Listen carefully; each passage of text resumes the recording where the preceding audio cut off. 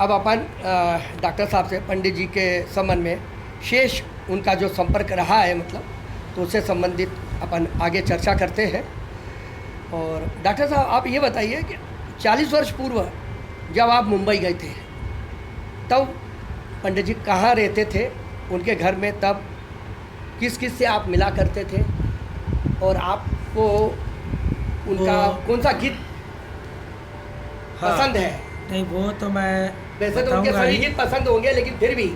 लेकिन अभी आपने इसके ठीक पहले जो पूछा था जी, गायकी के बारे में। जी जी जी। पंडित जसराज जी की गायकी वो मणिराम जी से सीखे, और उस्ताद आमिर खान साहब को उन्होंने बहुत फॉलो किया। अच्छा। शुरू में कुछ वर्ष वो आमिर खान साहब की गायकी की शैली में गाते, बाद में उन्होंने अपनी जो डेवलप की तो उसमें उन्होंने बहुत सी चीज़ें पैदा की जी।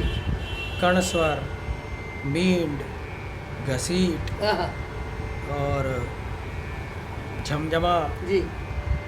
और भी जो ये 7-8 बातें हैं गाने की, तो वो मुझे ऐसे पता चला कि क्योंकि मैं ग्वालियर में वो मुंबई में, और मुझे परमेश्वर की तरफ से आज्ञा हो गई थी कि वो योगीराज हरकरे जी आपके गुरु हैं, तो जसराज जी मेरे केवल मार्गदर्शक थे। तो आमने सामने उन्होंने कभी भी मुझे संगीत नहीं सिखाया, लेकिन वो मुझे स्वप्न दृष्टांत में आके सिखाते थे।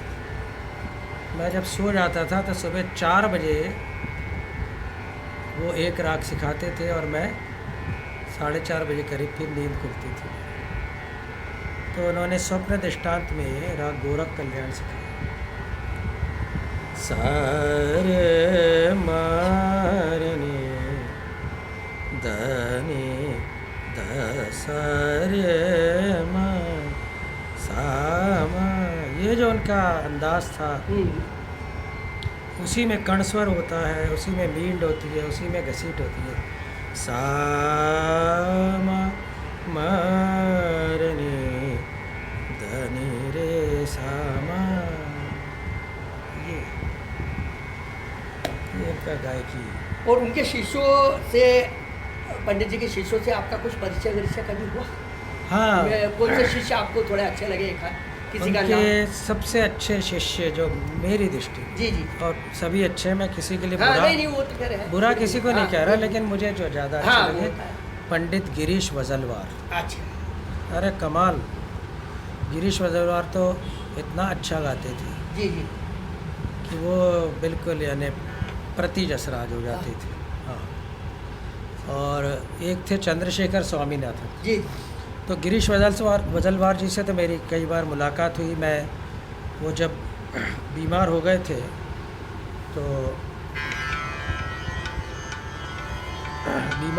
तो मैं उनसे मिलने इलाहाबाद भी गया जी। गिरीश वजलवार जी से। जी।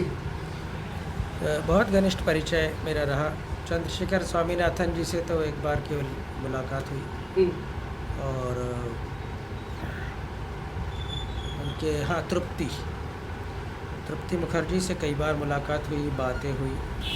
उनसे मेरा फेसबुक पे भी बहुत संपर्क रहा, और दुर्गा से तो बहुत ही अच्छी रही, घनिष्ठता रही पहले। अब बहुत वर्ष बीच में निकल जाते हैं जी। और वो रतन मोहन शर्मा तो हमारे घर भी आए थे। रतन मोहन शर्मा जी का हमने भी एक बार कार्यक्रम भी रखा था। फिर तानसेन में भी जब आए थे तो हमारे घर आए थे। और रतन मोहन जी से तो हर 7 दिन में बात होती रहती है। दिलीप मुंगी है, दिलीप मुंगी जी इंदौर में हैं, उनके घर भी कई बार गया, वो भी हमारे घर कई बार आए।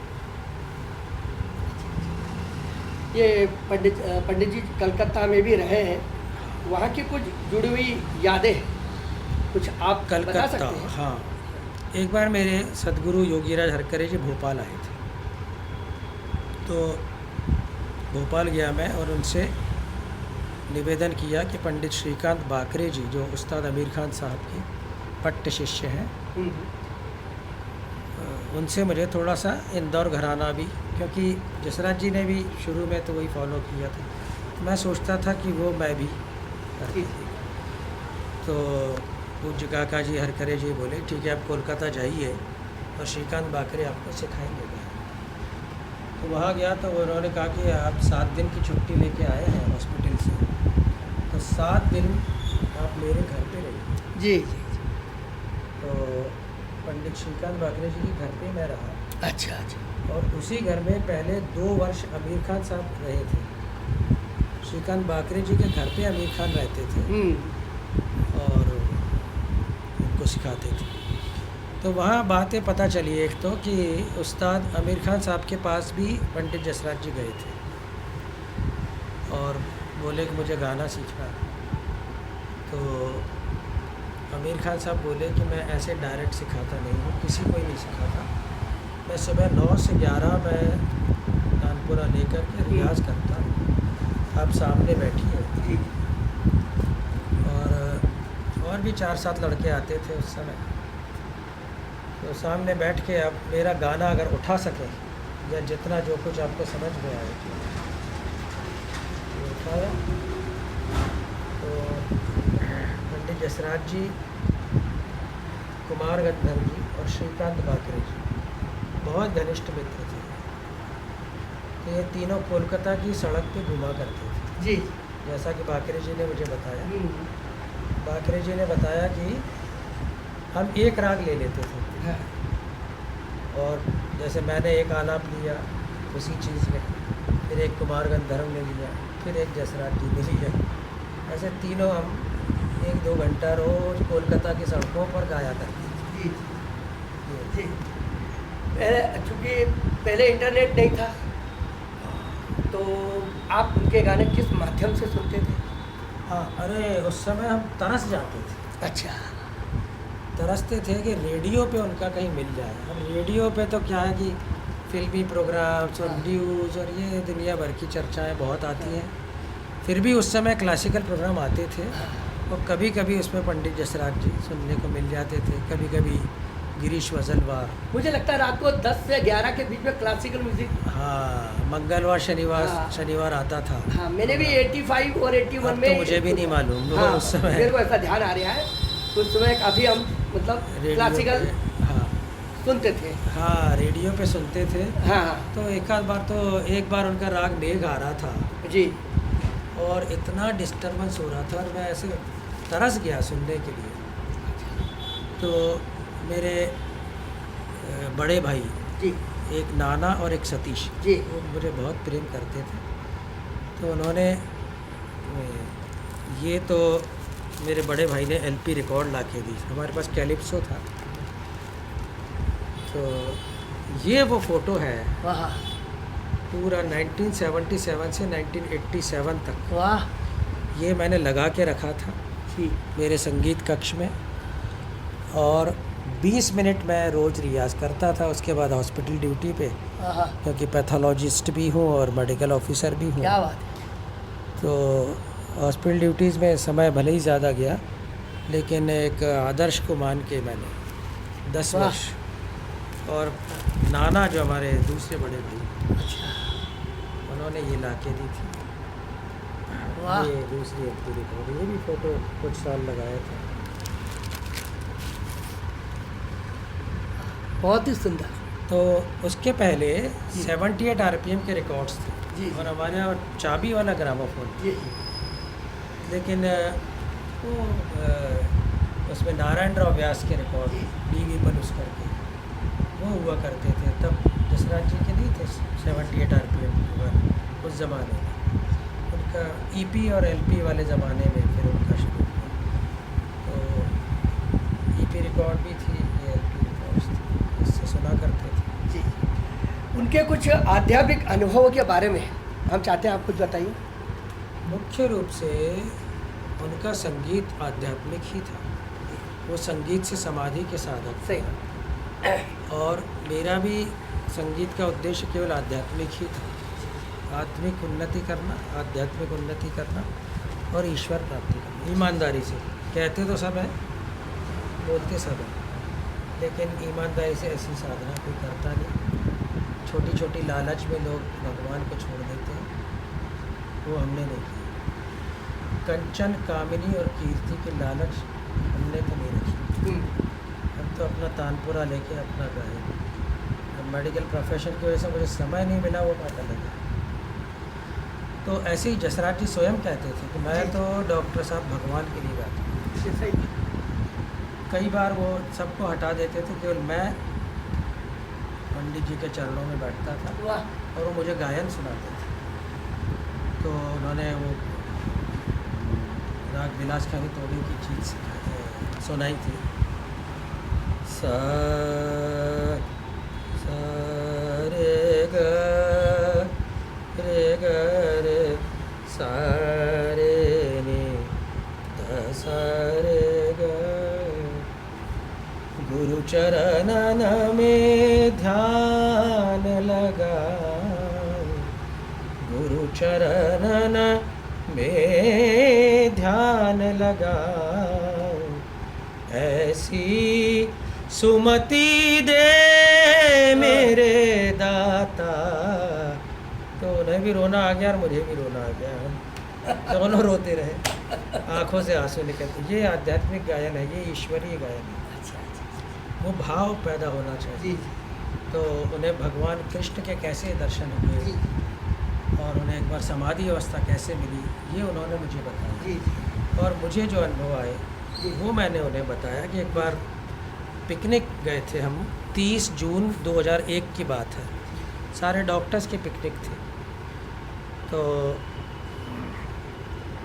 30 जून में ग्वालियर में कितनी गर्मी होती है आप तो जानते हैं, धूप, कड़क धूप, और दोपहर का टाइम, और वो कुछ डॉक्टर्स ने फिल्मी गाने गाए। अब वहाँ न माइक, न स्पीकर, न हारमोनियम, न तबला, न ढग्गा, न तानपुरा, कुछ नहीं।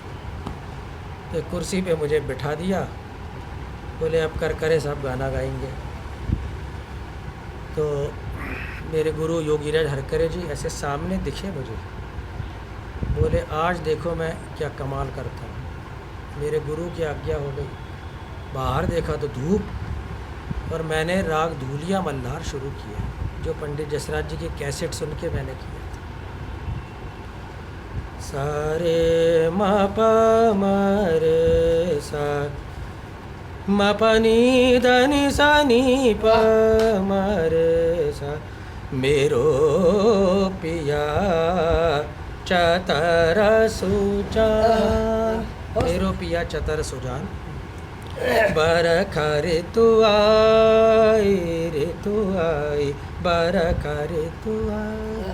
तो ये आपको विश्वास नहीं होगा, शुरू हुए 2 मिनट हुए थे, केवल आलाप ही की थी, बादल आ गए। बड़ा ख्याल गाया 5 मिनट, बरसात चालू हो गई। छोटा ख्याल गाया 10 मिनट, बरसात होती रही। गायन पूर्ण किया धूलिया मल्हार का, और बरसात थम गई।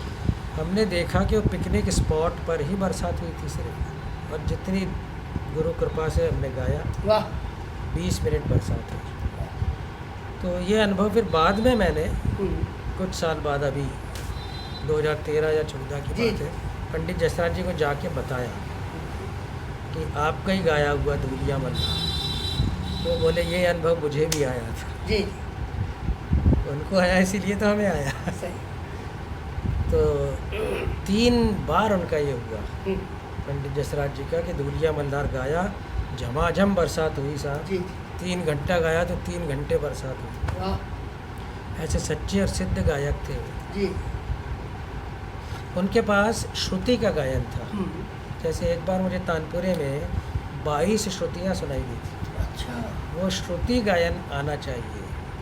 जैसे मारवा में भी वही स्वर है, उड़िया में भी वही स्वर है, सोहनी में भी वही, लेकिन श्रुति भेद है, वही नीरे गमा धनी से। नी नी द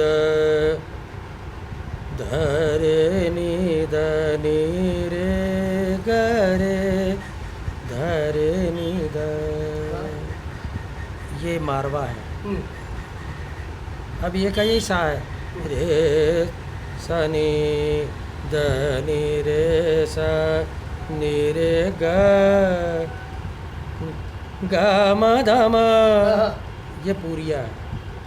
मध्यम और दैवत और गंधार उसकी श्रुति कम हो जाती है।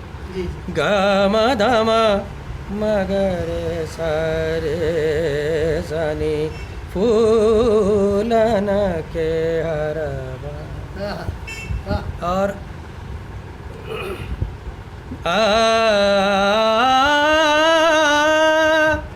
प्रेम की मारो कटार।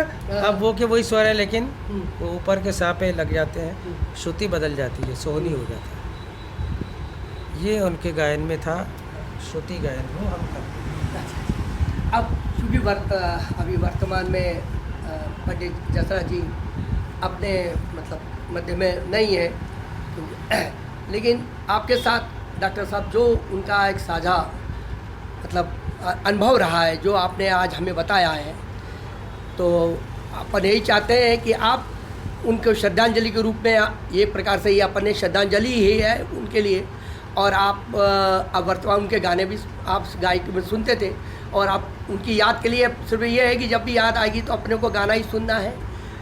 तो ये है कि डॉक्टर साहब आपके साथ आज जो पंडित जसराज जी के संबंध में आपके अनुभव का जो हम लोगों ने एक लिया है, वो हम लोगों की मतलब सभी की तरफ से पंडित जी के लिए श्रद्धांजलि होगी। हम चाहते हैं कि आप ऐसे ही उनके संगीत से कुछ नई नई बातें होंगी, वो आगे आप हमें मार्गदर्शन करते रहेंगे, ऐसा हम विश्वास करें। नमस्ते।